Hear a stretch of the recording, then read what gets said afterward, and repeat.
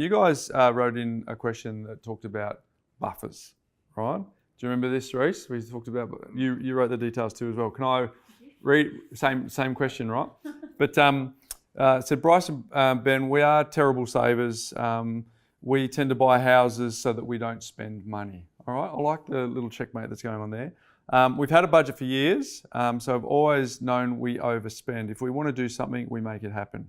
I can hear you saying, pay yourself first and put the money somewhere you can't see it. The reality is that we are flying through life on a buffer of luck with a flag of determination waving in the air. This is good stuff. Yeah, So we've done well with property so far, but with 2 young kids and a non-existent buffer, saving consistently has become a real challenge.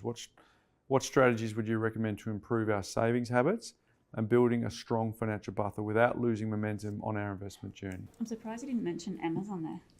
Well, we should have a share in Amazon because the amount of delivery drivers that we get to our house is be crazy. Yeah, good. So, all right. So there's a bit we can cover here. Well, there's a lot to unpack.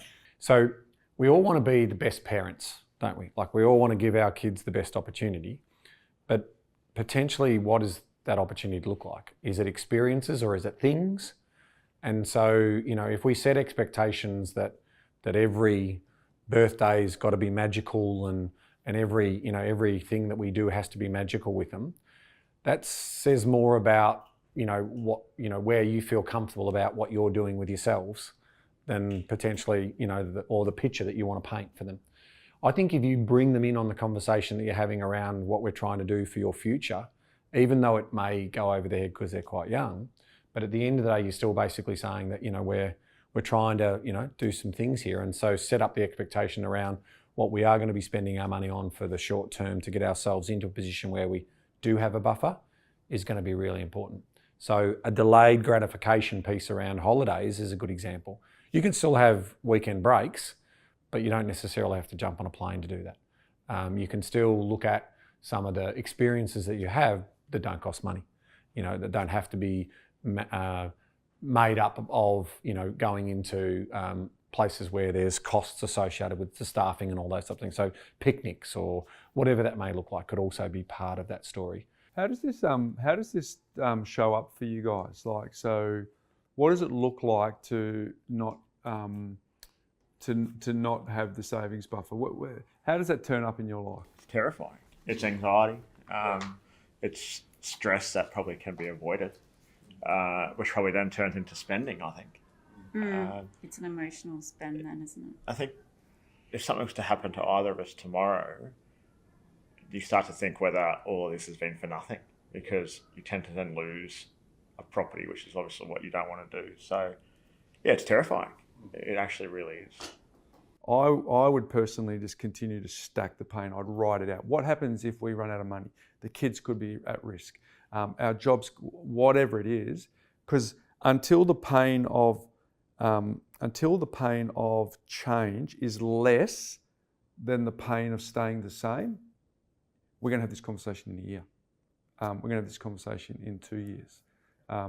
So we need to find a way that the two of you get together and stack the pain, because there's some money story stuff and there's some other stuff where you don't want to trade off the endorphin hits that you currently get from all those other things because the pain's not high enough.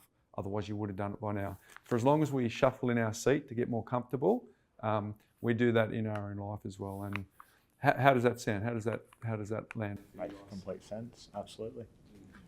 Does everybody know what the number one driver for significant behavioural change is? It's actually trauma.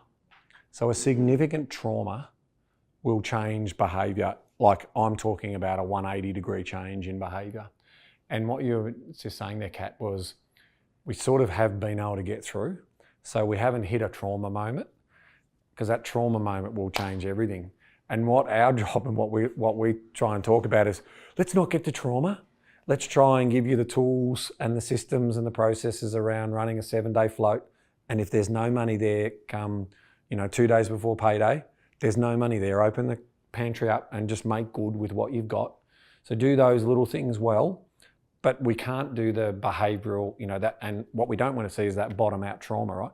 But you'll see most of it is like, I was bankrupted and so I had to change my ways, or, you know, I've lived on credit cards and I've just sort of found a way. So it's that big trauma that usually, you know, life, a sudden death of someone, those types of things can change behaviour significantly.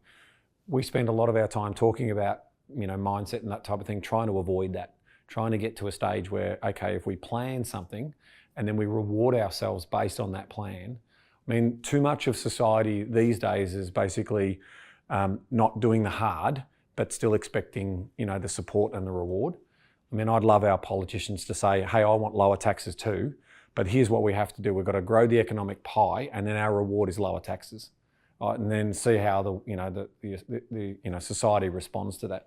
Because at the moment we just get more debt and, you know, lower taxes, and well, that just comes with more debt. So those little things are, you know, are the things that I would love to see changes in anyone's household in terms of what they look like. And if you build those habits one step at a time, you'll start to make those changes.